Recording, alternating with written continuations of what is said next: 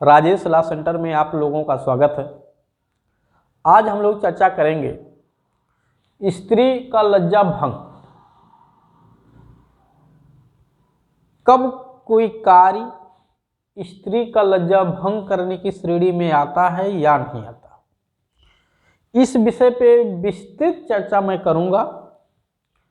अगर और जरा देखिएगा, यहाँ पे मैंने इसको 3 कैटेगरी में बांट दिया। अगर किसी व्यक्ति पर आईपीसी की धारा 354 लगी हुई है, यानी स्त्री के लज्जा भंग करने का आरोप लगा है, उस पर पॉक्सो एक्ट भी लगा हुआ है 11/12, क्योंकि अगर 354 लगता है और लड़की की उम्र 18 साल से कम है तो वहाँ 11/12 लगेगा, 11/12 लगेगा। यहाँ पे पॉक्सो एक्ट तो लड़के के संदर्भ में भी लागू हो जाएगा, ध्यान रखिएगा।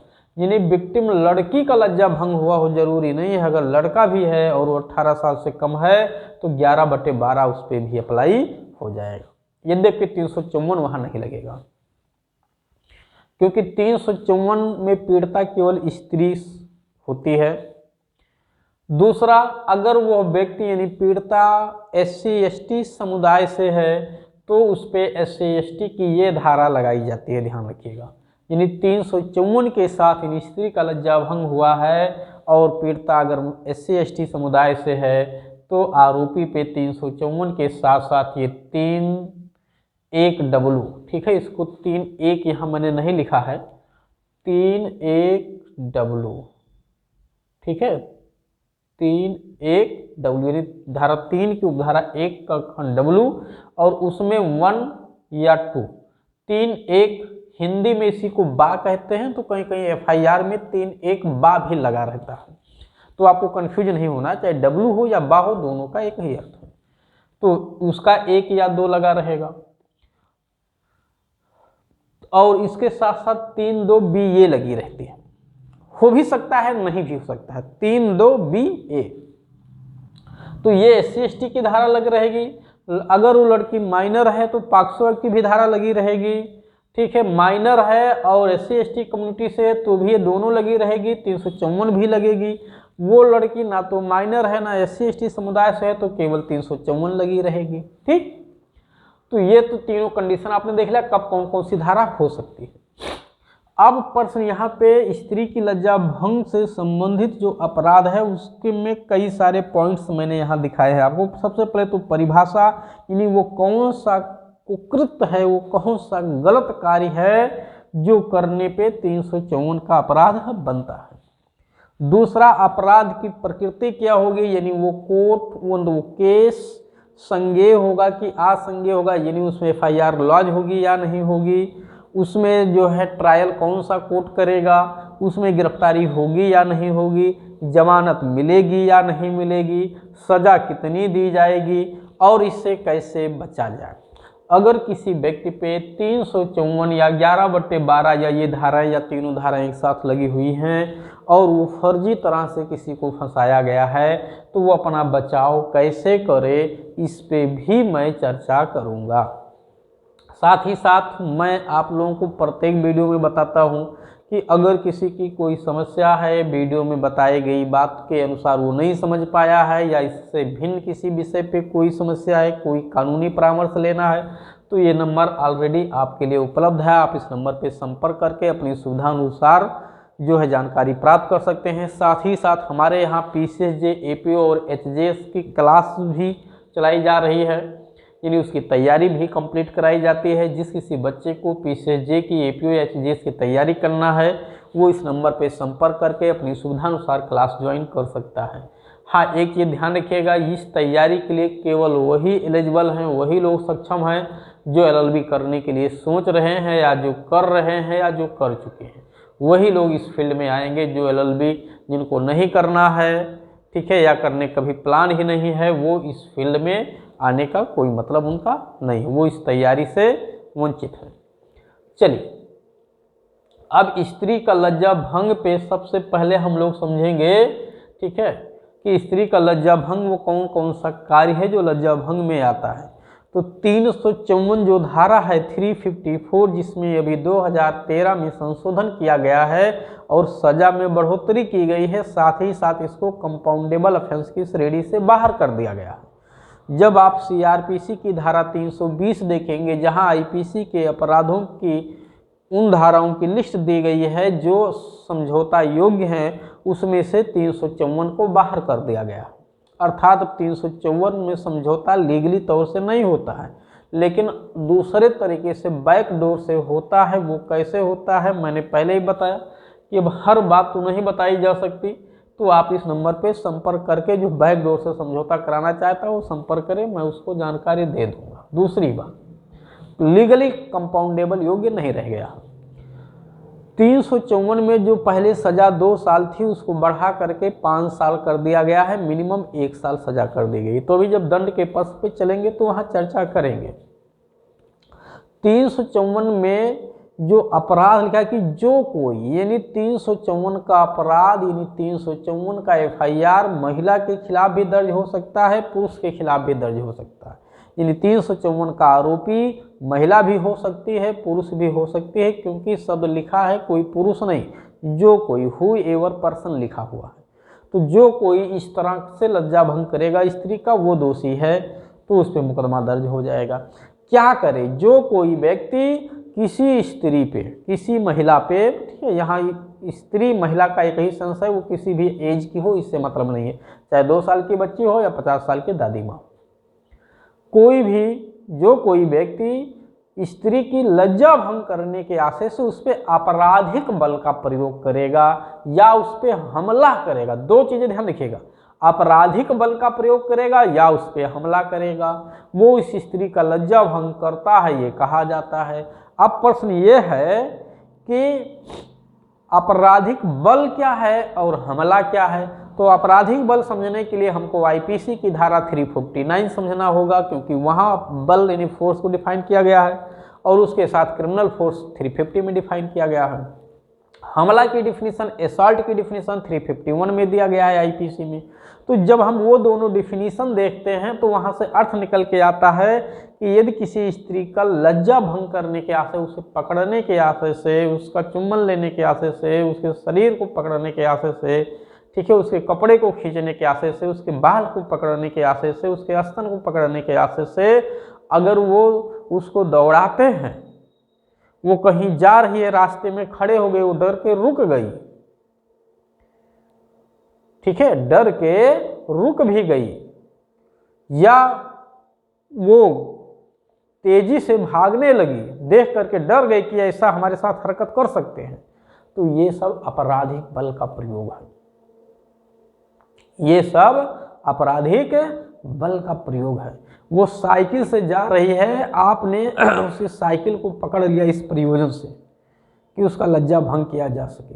वो गाड़ी से जा रही है, आपने गाड़ी में बैठ गए इस तरह से कि उसके साथ उसका लज्जा भंग किया जा सके। तो गाड़ी में बैठ जाना तो नहीं आएगा, क्योंकि वहाँ उसमें कोई गतिगत परिवर्तन या गतिहीनता तो नहीं होगी, लेकिन यदि उसकी संवेदनशीलता आप प्रभावित करते हैं तो फिर आपराधिक बल में आ जाएगा।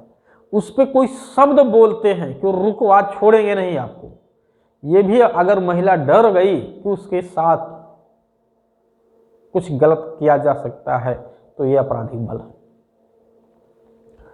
बाल खींचना, हाथ पकड़ना, शरीर सहलाना, किस करना, स्तन दबाना, उसको कहीं शौच के लिए महिला गई हुई है, टार्च दिखाना, ठीक है, ऐसे शब्द बोलना जिससे उसका अनादर हो, उसको असहज महसूस हो। जैसे अभी एक मामले में हाईकोर्ट का डिसीजन आया है कि लड़की को आइटम कहना, ठीक है, आइटम कहना, माल कहना, ये शब्द भी लज्जा भंग की श्रेणी में आते हैं और 354 के तहत कोर्ट ने दोषी भी ठहराया है। तो इस तरह से अगर कोई कृत्य किया गया तो स्त्री के लज्जा भंग की श्रेणी में आते नहीं। लज्जा भंग के लिए जरूरी नहीं है कि महिला के शरीर को स्पर्श किया जाए, बिना स्पर्श किए भी स्त्री का लज्जा भंग किया जा सकता है, क्योंकि आपराधिक बल का प्रयोग शब्द लिखा गया और आपराधिक बल की डिफिनीशन जब आप पढ़ेंगे तो वहाँ आपको निकल के आएगा कि बिना स्पर्श किए भी उसके गति उसमें गतिगत परिवर्तन या गतिहीनता कारित करना या उसकी संवेदनशीलता को प्रभावित करना, कैसे? स्वयं के शरीर से या किसी पदार्थ से या किसी जीव जंतु के माध्यम से, तो भी वो आपराधिक बल का प्रयोग हो जाएगा। यहाँ तक शब्द बोलना भी स्त्री के लज्जाभंग की श्रेणी में आ सकता है। तो स्त्री का लज्जाभंग काफ़ी वाइडर सेंस में है। तो ये तो रहा परिभाषा स्त्री का लज्जाभंग करने में, ठीक। पैर सहलाना, पैर पकड़ना भी लज्जाभंग की श्रेणी में आता है। पैर पे पैर रखना, अंगूठा दबाना भी लज्जाभंग की श्रेणी में आता है। लेकिन जब लज्जाभंग करने के आशय से किया गया हो तब महिला का घूंघट सा से हटाना उसका लज्जाभंग करने के आशय से, ये भी लज्जाभंग में आता है। अब प्रश्न ये अपराध की प्रकृति, ये अपराध गंभीर प्रकृति का अपराध माना गया है, कॉग्निजेबल ऑफेंस है, इसका ट्रायल कोई भी मजिस्ट्रेट कर सकता है, ठीक है। हाँ, लेकिन मजिस्ट्रेट तब करेगा जब इसमें SC/ST एक्ट ना लगा हुआ हो। अगर वो SC/ST एक्ट भी लग गया है तो इसका ट्रायल SC/ST कोर्ट के द्वारा किया जाएगा, जो सेशन कोर्ट के समकक्ष होता है। अगर कहीं SC/ST कोर्ट नहीं बना हुआ है तो जो वहाँ पे सेशन कोर्ट है, जिसको DJ कोर्ट कहते हैं, उसी के यहाँ ट्रायल चलेगा। उसके बाद रही गिरफ्तारी। गिरफ्तारी के बारे में जैसा कि कुछ केसों में सुप्रीम कोर्ट के गाइडलाइंस हैं कि जिन अपराधों में 7 साल तक का सजा हो या उससे कम हो, ऐसे अपराधों में सामान्यतः गिरफ्तारी ना की जाए। लेकिन गिरफ्तारी पे रोक नहीं है, गिरफ्तारी पे सामान्यतः ये हिदायत है कि ना की जाए। लेकिन अगर ऐसी विशेष परिस्थितियाँ विद्यमान है कि गिरफ्तारी जरूरी है तो गिरफ्तारी की भी जा सकती है। तो 354 में भी सामान्यतः तो गिरफ्तारी नहीं की जानी चाहिए, लेकिन अगर अथॉरिटी को लगता है कि जरूरत है उसकी गिरफ्तारी करना तो गिरफ्तार कर भी सकता है। बात रही जमानत की, ठीक है। जमानत मिल भी सकती है, नहीं भी मिल सकती है। अब डिपेंड करेगा उसमें पॉक्सो एक्ट लगा है, SC/ST एक्ट लगा हुआ है कि नहीं, क्योंकि ये सब लगते हैं तो ठीक है। जो मुहावरा है एक तो जो है, एक तो करेला दूजे नीम चढ़ा, वो कहावत बन जाती है कि एक तो स्त्री का लज्जा भंग है, स्त्री से जुड़ा हुआ अपराध है, दूसरा पॉक्सो एक्ट लग गया या SC/ST एक्ट लग गया ना, तो फिर और खतरनाक हो जाता। तो ये तो बात रही जमानत की। दंड सजा क्या मिलेगी, सजा के बारे में जब आप चलेंगे तो पॉक्सो एक्ट अगर लगा हुआ तो 3 साल तक की सजा दी जा सकती है, लेकिन मिनिमम सजा का उल्लेख नहीं है। केवल IPC लगा हुआ है तो मिनिमम सजा 1 साल है, मैक्सिमम 5 साल तक की सजा की बात की गई।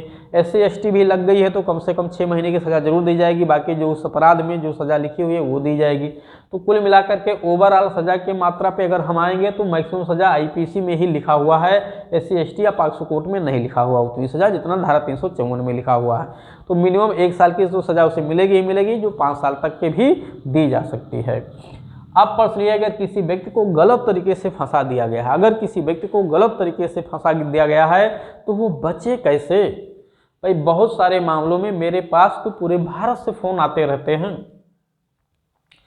पूरे भारत का कोई भी कोना नहीं बचा है जहां से फोन ना आए। डेली जो है 50 फोन आते हैं, लोग संपर्क करते हैं, सर हमारी ये समस्या, हमारी ये समस्या। उसमें बहुत सारे मामलों में फर्जी आरोप भी लगाया जाता है। तो अगर फर्जी आरोप लगा दिया गया है, अक्सर बदले की भावना से अपने ही लोग, अपने ही भाई पट्टीदार के लोग फर्जी केस करवा देते हैं, दूसरों को उस पर मोहरा बना करके SC/ST का केस करवा देते हैं, पॉक्सो लगवा दिए। तो ऐसी स्थिति में कैसे उससे बचाया जा सके, कैसे उससे बचाव किया जा सके, ठीक है, इसके लिए आप संपर्क करिएगा इस नंबर पर। अगर किसी को ऐसी समस्या है तो मैं उसके लिए आपको सहायता कर दूंगा, सलाह दे दूंगा, ठीक है। आप अपने मामले का बचाव अच्छे से कर सकते हैं। उम्मीद है आप लोगों को ये वीडियो समझ में आया होगा, ठीक है। परीक्षा की दृष्टि से भी बहुत महत्वपूर्ण है धारा 354। जो बातें मैंने यहाँ बताई हैं सब महत्वपूर्ण है, यद्यपि ये बातें मेरी व्यवहारिक भी हैं, ठीक है। व्यवहारिक और प्रैक्टिकल को भी जोड़ के मैंने बताया है, साथ ही साथ सैद्धांतिक जो थ्योरी है उसको भी बता दिया हूँ। हाँ, कुछ बातें और हैं, जैसे स्त्री से जुड़े हुए जो अपराध हैं वो कई तरह से IPC में है। कोई शब्द कहना पब्लिक प्लेस पे तो 294 लागू हो जाता है, ठीक। स्त्री को टारगेट करके उसको कोई इस तरह से शब्द बोलना, लज्जा भंग करना, ठीक है, उस पर आपराधिक बल या हमला का प्रयोग करना 354। अनादर करने के आशय से कोई शब्द या अंग विक्षेप करना 509 भी लगता है। तो मैं 509 पे भी वीडियो बना दूंगा, 294 पे भी वीडियो बना दूंगा, और जो 354 का है, 354 खा, अक्सर धारा 354 बी जरूर लग जाती है लोगों पे। 354 गा, 354 घा, ये सब धाराएं हैं, 376 का खा गा घा करके हैं। तो इन सभी पे धीरे धीरे करके वीडियो बना दिया जाएगा, आप लोगों को परेशान होने की जरूरत नहीं है। ठीक है, चैनल को सब्सक्राइब करके रखिए, अपने दोस्तों को, जानने वालों को, जो लोग इस फील्ड में जुड़े हुए हैं उनको शेयर करिए, जिससे सब लोगों तक ये वीडियो पहुंचे और सब लोग इसको देख के अपनी जानकारी में वृद्धि करें।